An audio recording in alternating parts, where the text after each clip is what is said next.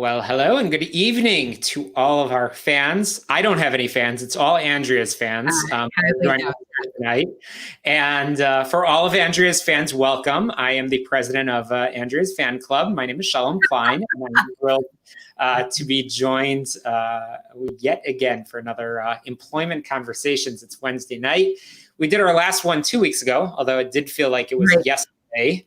It does seem like pretty much every day just blends into the next. And I can't believe we're already in September, which means that we have all been essentially locked at home for a little over 6 months. And I know, crazy. And for many of you that are tuning in, either that's okay, either YouTube, or I also publish these as a podcast as well, and I've heard really nice feedback and really have seen people sharing these conversations, which is really important.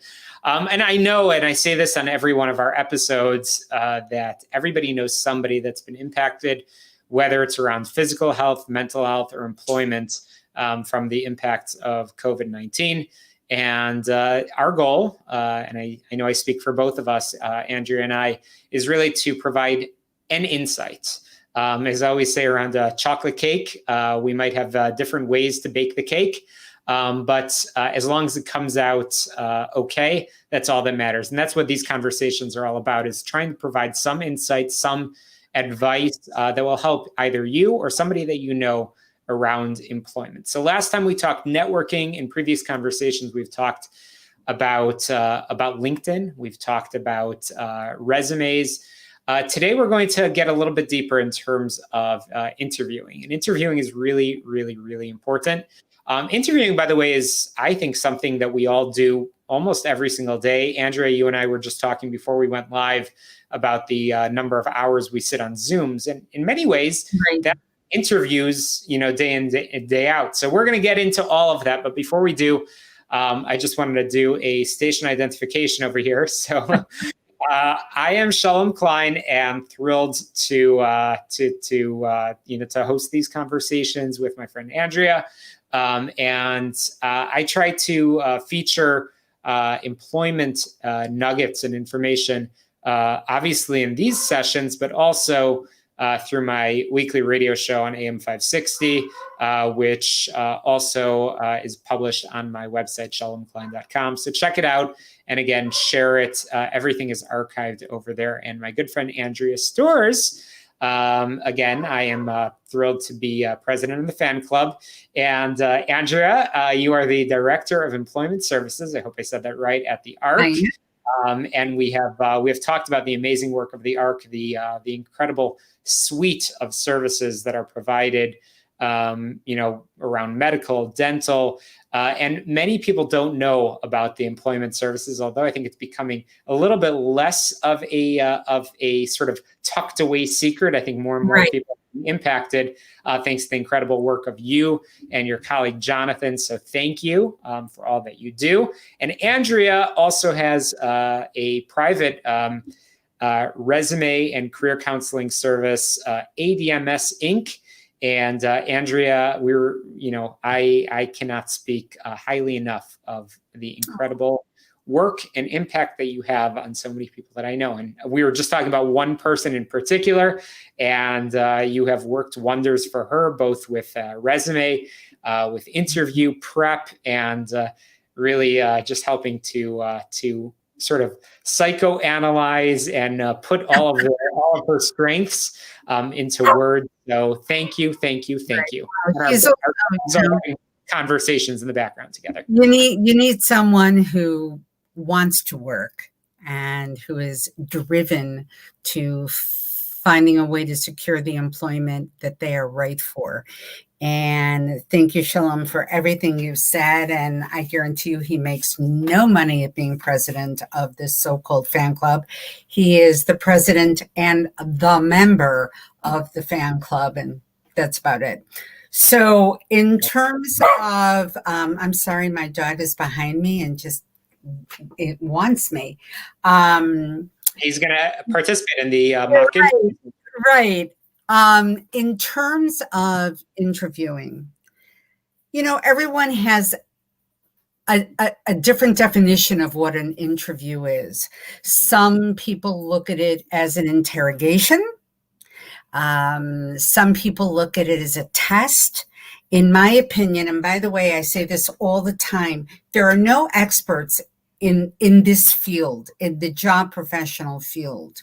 If there were experts, you'd all be working, and we would not be having this conversation.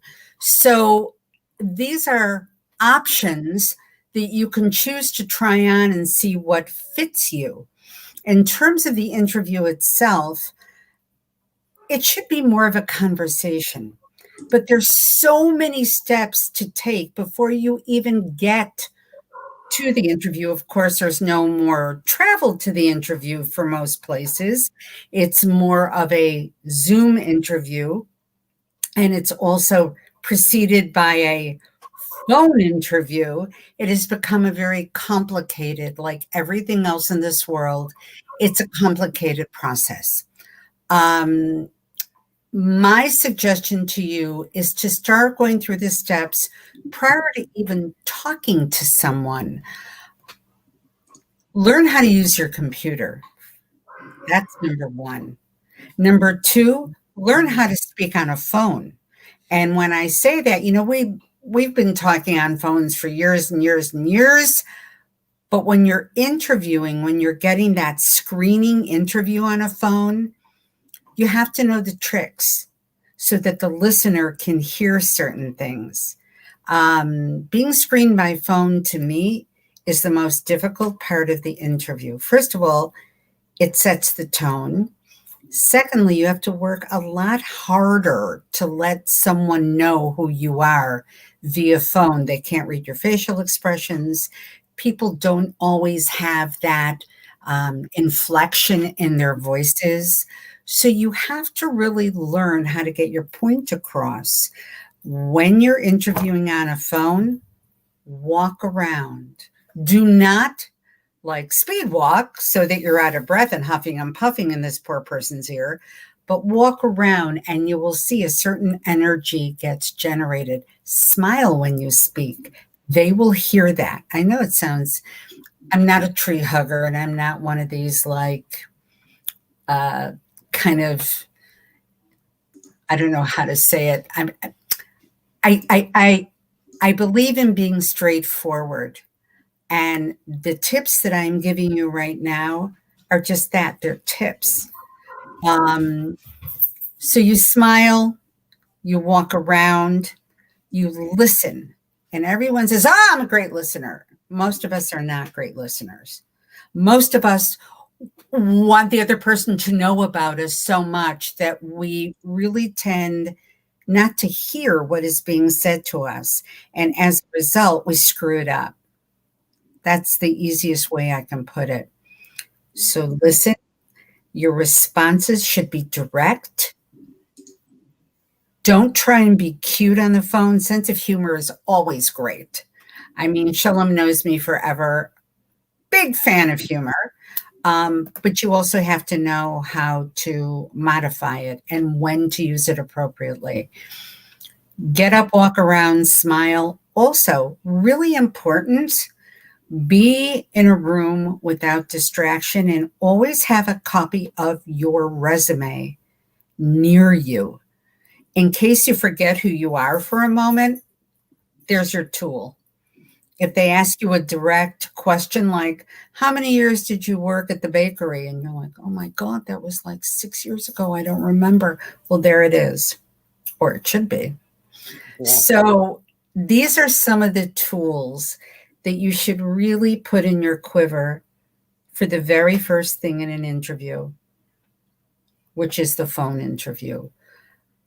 I'm going to go a little bit before that. When someone contacts you and they give you dates, I'm telling you right now, no one's telling you that you should break a doctor's appointment that you've waited for 3 months. But you have to decide what's really important here and make yourself as available as possible for a job interview, always. I'm not saying, again, to, make it difficult for you, but see if you can rearrange a schedule to meet theirs. So that's the phone thing. What do you have to say about the phone thing? No, I think you're spot on, both in terms of sort of the flow and how to break up the preparation, and also likely how things will flow just from the employer's perspective.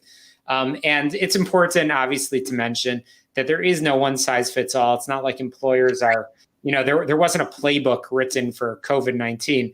I think we talked about this maybe in our first session together, Andrea, that, how things have evolved oh so quickly in the sort of the job application process. It's like crazy that, just, 8 months ago, nobody would have ever imagined that, you're talking about, a employer and a job seeker that are within a couple of miles from each other wouldn't be sitting down in person. Right. But this honestly is somewhat of the norm right now. And who knows if it is going to go back to the sort of the old way and just like I doubt it. I honestly doubt it. Yeah, really interesting. I love to hear your perspective. What are you hearing out in the field? First of all, this is much more time effective for both parties, for the person who's being interviewed, and especially for the person who's doing the interviewing. Here's the thing. The phone, mastering the phone is one thing. Mastering the Zoom world is another. And, you're so gentle in your term of evolution. It's not evolution. Everything's just flat out changed. It is a major change in almost everything we do. Some people love Zooming. I mean, I personally love to Zoom. I think it's great. Some people hate it. They're uncomfortable. People who are not technologically adept are terrified of it. And I want to tell you right now, Zooming is the easiest thing in the world. I promise you. You can ask a friend. You can ask your 10-year-old kid to help you. It's very, very easy. And then once in answer to your question, before I go there, I think the convenience of Zoom and this whole world is about convenience, and it has been for a long time. It's just an easier way. First of all, for the person who's being interviewed, they're in the comfort of their own home. I do suggest that you dress for the interview. I do suggest that you act as though you are walking out that door. But the truth is, getting dressed and still having the familiarity around you, that's a great combination of comfort and nervous energy. And most often it works for you, not against you. But you have to be a player. You have to recognize what's working for you and what's not working for you. It's not so easy. I got to tell you, and Shalom, I know you've heard this a million times. I have clients, they come and I say, how did the interview go? I nailed it. We talked for an hour and a half. Oh my God. He knows about 30 people that I know. And I'm thinking, oh my God. When they get the letter that they're going in a different direction, or that they've decided to not go forward with this position, all those standard letters that you just want to start screaming. You have to understand that interviews have parameters. No matter how relaxed you are, it is a professional conversation that you are having. And your employment relies on it. So be careful. It's one thing to appear confident and relaxed. It's another thing to be sloppy and just start talking about stuff that you should not be talking about. So I want to go there, Andrea. I want to go there because that's really important. And I have these conversations all the time about, again, just in the call of the business world or in the world of networking, which we've talked about as it relates to employment, things work a little differently. It's different. You're not going into an office and then being greeted by a receptionist and saying, "I'm here for the 3 p.m. interview with the HR manager," Right. and then you wait in the waiting room, and then they'll bring you in, and then you sit in a conference room or in an office or something like that. Instead, you are showing up in a Zoom room. So I want to take it step by step and walk everybody through. You just talked about that sort of perspective, but literally let's dumb it down. And I think we did this 2 sessions ago. I did the lightning round. I'm going to do the lightning round a bit with this again. So let's say John is scheduled for a 2 p.m. Zoom interview. What time should he sign on for that 2 p.m. Zoom interview? The earliest you should sign on is about 15 minutes prior, and only to make sure that your computer is functioning, and only to make sure that the link you were sent is functioning. Shut off your camera, shut off your sound, and then you wait until about 2 or 3 minutes, maybe 5, prior to the scheduled interview. Turn both the camera and the sound on, and you wait to be admitted. Okay, so no earlier than 15 minutes prior, and you're starting off with your sound or your microphone muted, your camera off, and then often there's whatever you're admitted into the room, and then you come in. First of all, in terms of name, right now you can see our names are up there on the screen. What format? And I'm literally dumbing it down over here because this is all new for everybody. Sometimes when people sign on to Zoom for the first time, it's going to show up with just their first name or maybe their last name or first last name or whatever the case may be. What is the right format? Have your full name on there always. Okay. As much as I stress that an interview is a conversation, it is a professional conversation. It's not sitting down and having a couple of beers and figuring out the world. This is about something very specific. You also want the interviewer, the beautiful thing about Zoom, my name is always up there. So as much as people might not want to look at this face, they will see the name, and and that's more important to me. They will remember my name.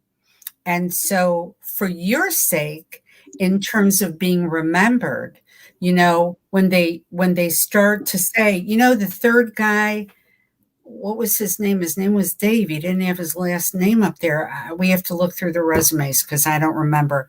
Bad.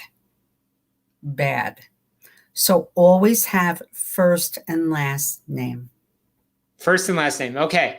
And now Zoom, everybody loves to be creative with their virtual backgrounds and all that good stuff. Should you keep it natural? Should you basically have your regular background? Should you make sure that you're in front of a bare prison, white wall? Should you use a virtual background? Should you have your logo? What should you do with the background? It's so funny. That's actually a great question. And most people don't even think about it. People use a virtual background when they haven't cleaned up. I just want to interrupt you for a second. That's so important. I agree that often, you look at your calendar and you're like, oh my gosh, I have an interview. These things you have to prepare for. You have to prepare. I agree with you. If you have an interview and let's say your computer is set up in your bedroom, that's fine, but you didn't make your bed. There's stuff all over the room. In my opinion, it's less is more. And if you can find a virtual background that is gentle, without making a statement. Like I once went on Zoom with a client who had this outer space background. And honestly, it was so hard for me to focus on what this person was saying because the background was really cool, but it was also irritating. It was like sparkling and I couldn't hit the edges of his head were weird. And I think a professional background, again, I'm overusing the word. Now, with that being said, let's say you're interviewing for a startup advertising company. You might want to go a little bit more wonky, a little bit more funky, but you also have to use a sense of discretion. You want to show your creativity, but you also don't want to give it all away during an interview. I recently, and I promise you, this is the truth. I had an interview with someone who has been a client for a while on and off.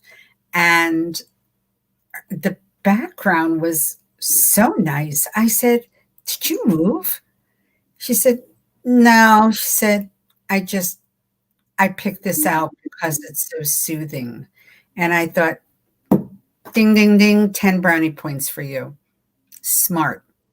So even though to you it may not be a big deal, make it a big deal because it is. And every step you take in preparation, it's also a little bit energizing. Sure. So keep that in mind. What should you be wearing to the Zoom interview? Not what I'm wearing. I'm wearing a sweatshirt. Sorry. What I'm wearing either. I'm wearing a hoodie over here. Hey, we're not interviewing with you. You're not interviewing with me. But is it, I mean, ordinarily for a job that you'd be coming in a suit and tie, do you put on a suit and tie for a Zoom interview? My suggestion always is to overdo it rather than underdo it. I mean, first of all, if you get dressed in a full suit, and I think it's a little harder for a guy for once. Sorry. It's a little harder for a guy. Sorry. On Zoom, you do want to look professional. Now, if putting on a full suit gets you in the mood, then do it. If you want to put on the top half and wear a pair of shorts, that's okay. If it works for you, again, you have to find out who you are. This is all a part of finding out who you are in this very different approach toward finding an employment, toward finding a job. For females, you can just throw on a nice blouse and call it a day, unless you want to sit in a skirt, which something tells me 99% of women, if they're going to wear a skirt, wear something that's very, very comfortable, not a pencil skirt. So, again, these are things that you need to experiment with. Okay, I have a crazy question for you. You just mentioned, wearing a skirt. Is it? People ask me this all the time. Is it okay just to put on, a good top and like, who cares about the bottom? I mean, nobody's seeing it. Well, or is it be careful in case you end up having to stand up and like close the door behind you and suddenly you're in your. That's actually a really good point. Really good point. There have been several times where I've been wearing not interview clothing when I've had to get up, and you've heard my dog bark through this whole thing, and open the door and let them out. And I shut off the camera saying, "I'll be right back," because I realized, I wasn't dressed appropriately. I feel that, especially for an interview, anything else, it's up to you. You have to cover all bases. You're safest in being completely dressed. Now, for guys also, and it also depends on where and what you're interviewing for, and you have to use common sense for that. My suggestion is, first couple of Zoom interviews you have, treat it like you're going there. Okay. And so now you've dressed the right way, dressed as if you're going there. You have, again, signed in at the right time, not too early. Certainly, I think we don't even need to spend time on don't sign in late. Like, what the heck? Don't sign in late, of course. You've checked to make sure your background is correct. You're not, you don't have a picture of your vacation, although we all have fond memories of those island destinations that we used to go to. That's memories. And I know that we all want to look at those things, but probably don't put that as your background. Okay, so you're signed in and you have Joe Schmo, who is your interviewer, the manager, whatever the case may be, interviewing you. So, I mean, let's talk about how that flows. I mean, we're trying to pretend like life is normal, that you're signing on. And of course you want to make, you talked about, oh my gosh, the interview that goes on for 2 hours because we played geography and blah, blah, blah. But, ultimately it is about your qualifications for the job. What, just in terms of flow, if you have, let's say you're interviewing with an HR person that might be a little bit, call it uptight or something like that. Do you kick off the conversation and start talking? Do you let the other person sort of lead the conversation? These are things that ordinarily in person, there's more, call it social norms. There's just social cues, I guess, that exist. On Zoom, maybe not so much. Any advice just in terms of the flow of the conversation? Yeah.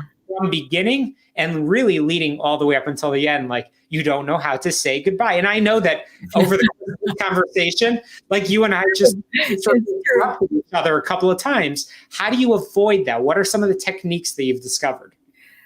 Well, first of all, the best icebreaker. And again, before we go on, you have a copy of your resume at the computer. If you're going to have a bottle of water, I have a cup of coffee, but make sure that it's not something that you can with your elbow and all of a sudden it's all over the place. So you have to make sure that the area where your computer is childproof, basically. That's what you have to do. When you are admitted onto the Zoom and someone is there looking at you and hopefully smiling, I would hope that an HR professional would say, Shalom, hi, please come on in, sit down. The first thing I would want Shalom to say is, I want to make sure you can hear me. Is the sound okay? Because in many instances, people get so nervous that they don't check the sound or glitches happen. I mean, there are all different types of things that can happen, but that's a great icebreaker because normally the person will say, yeah, I can hear you perfectly. Oh, great. I'm ready when you are. And it starts to take that natural kind of flow. Does that kind of answer your question, Shalom? I mean, does that make sense? It does. And you even covered the technical glitch piece, which I think is important. And, I think that there's an understanding that glitches do happen.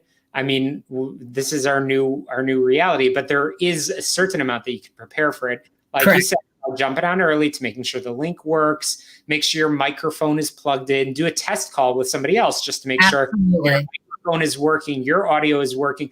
Let the issue be on the other side. But on your end, you should be, as prepared as possible. But yes, there is an understanding that things will happen. Just do your best. If you know you have spotty internet at home, I mean, if necessary, honestly, obviously making sure that you're taking care of, health and safety. But if you need to sit in somebody's backyard because they have better internet than you, then I don't know, maybe you have to do that. You've got to figure it out, make a good connection. You just reminded me, someone's internet went down when I was Zooming. She immediately called me on her cell phone and we FaceTimed.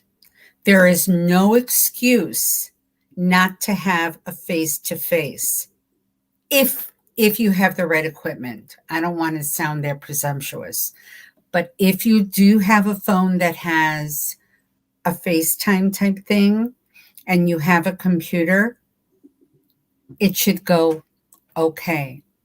And I will tell you now, I don't know, Shalom, if you notice this, like my computer, I had to put it on a stand to be higher up. And I kept playing with this to see, if it's like that or if it's like this. You really have to make sure that you are seen. If you are not seen and heard, you will not get the job. It's pretty simple. You are so spot on. I agree with you. And it's interesting because, for example, I have two monitors, and it's important when you're in an interviewing setting, you need to make sure that you are looking at the camera. Like I'm looking at my notes on a different screen, but if you're interviewing, it's like you're making eye contact, and you have to act as if this is as normal as possible, even though this isn't normal. Nothing is normal anymore. But yes. Right. Absolutely.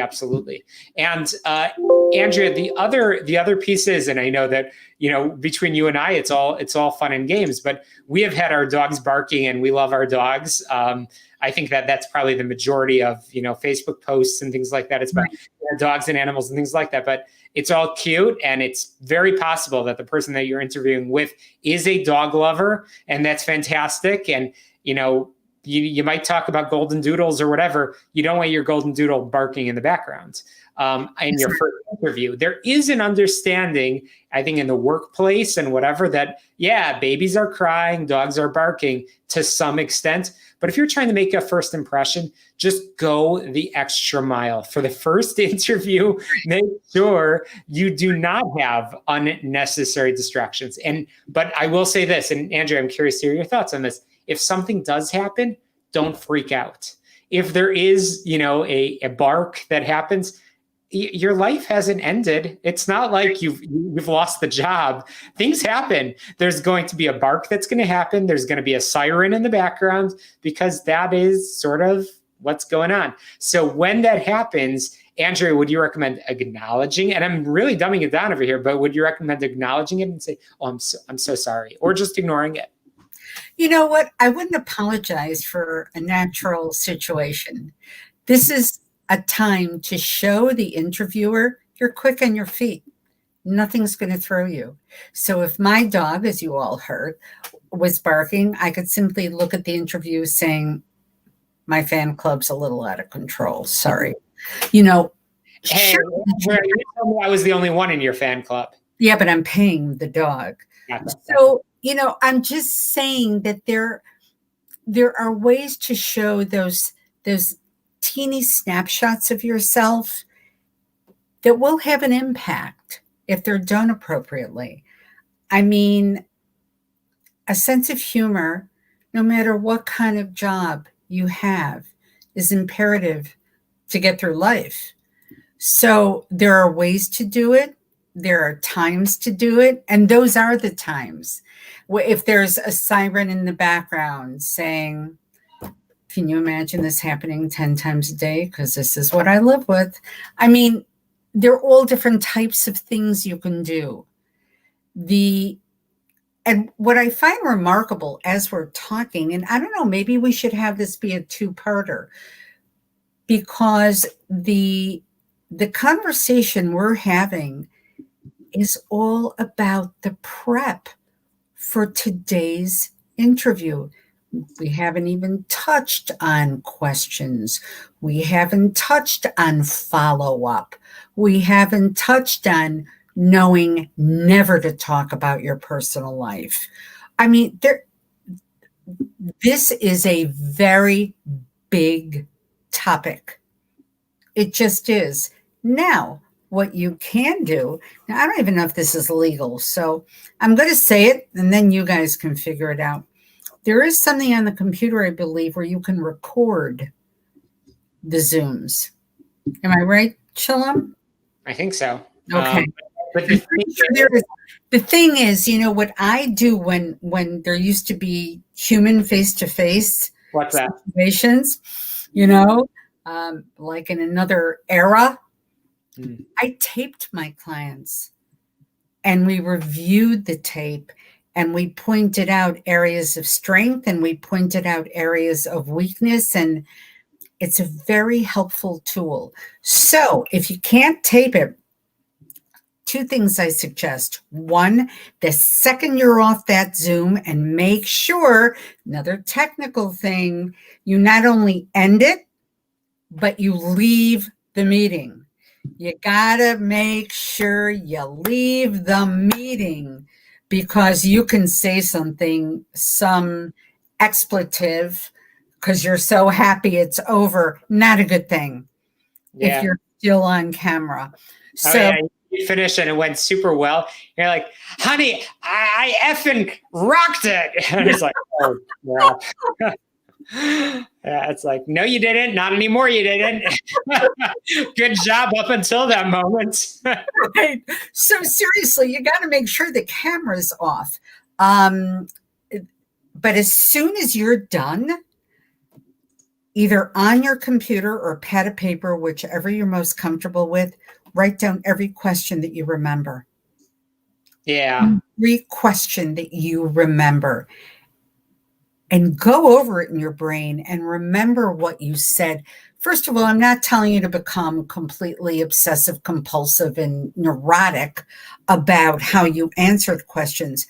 But if for some reason you do not get the offer, it's a tool to look at. That's all it is. It's a tool to look at to say, you know what? I can understand why I didn't get the job, because I was so weak in answering a key question. I don't blame them. Yeah. I mean, it's prep. Again, it's prep for the next one, if there has to be. Yeah, absolutely. And, we have been talking for almost 40 minutes. So I want to start to come to a conclusion. And I agree that we should do a round two where we really get into the content. We haven't touched on the content. No, not at all. But one more question, just as it relates to, again, because of the format, okay, so you hang up at 7:40, let's say, and what's the next step? Do you ordinarily you'd send a follow-up? Because everything's digital, just send a quick email right afterwards, or should you go to sort of the old-fashioned, send a card in the mail? What's your suggestions in terms of the right? So again, this is just my opinion. Your opinion matters, Andrea. I don't think there's a right or wrong. I think that if you're using Zoom and it's all a technical conversation, unless you have an exquisite handwriting, everyone says, oh, I want to take the time. You know what? No one cares. No one cares. The only time I care is when I get a thank you note if I gave a really nice gift for a wedding and I want to be acknowledged. And I could care less if it was on a note or on the computer. Acknowledgement is all that it's about. And you don't want to do it the second after. Why? You need to let it digest. And we will talk about this at the next session, hopefully, that a thank you note, as crazy as this is, has an impact. It definitely has an impact if you know how to write it. And if you know where to kind of like get your thought across. For example, and then I'll make this really quick.